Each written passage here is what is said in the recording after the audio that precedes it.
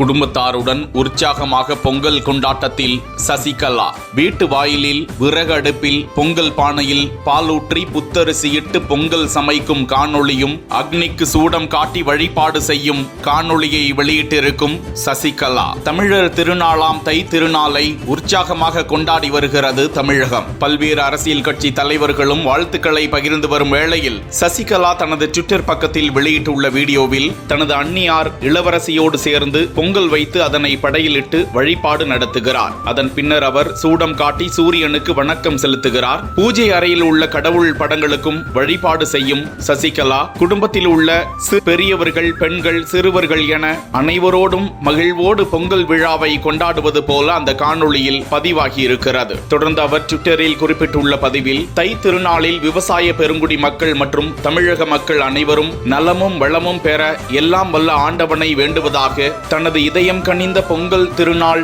நல்வாழ்த்துக்களை பதிவிட்டிருக்கிறார்.